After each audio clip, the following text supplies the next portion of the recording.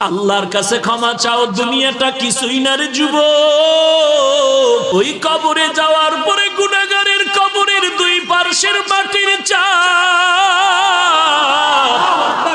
পাজরের হাড় চুরমার হয়ে যাবে। একটা নয়, দুটো নয়, 70 থেকে 99টা সাপের কামড়। কবরের ভিতরে জাহান্নামের আগুন।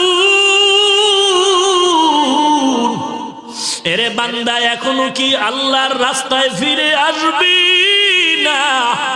আল্লাহ দেখায় দেয় দুনিয়ার বিল্ডিং এর আগুনে কত যুবকের লাশ, আর চিৎকারের আওয়াজ, বাঁচাও বাঁচাও।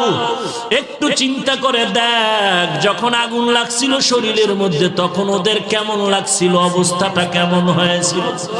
ওরা যখন আগুনের মধ্যে সবাই জানালা দিয়া হাত দিয়া কয়, কে আছো, আমাদের বাঁচাও।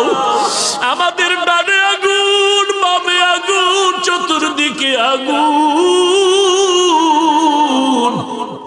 এই দুনিয়ার আগুন থেকে হাজার হাজার হাজার তাপের মাত্রার আগুন হবে জাহান্নামের আগুন।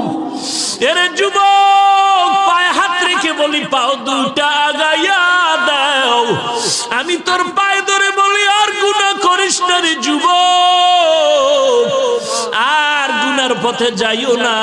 নামাজ পড়ো, পর্দা করো, মা বাবার খেদমত করো, আল্লাহ ওয়ালাদের দোয়া নিয়ে চলো।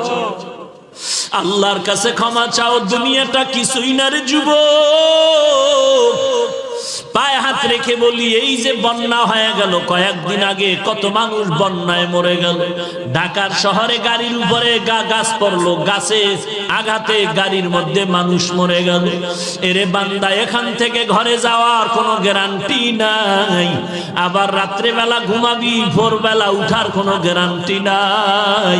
পায়ে হাত রেখে বলি, রে বাবা, তোর মতো যুবক স্কুলে পড়ে নামাজ ছাড়ে না, তুমি কেন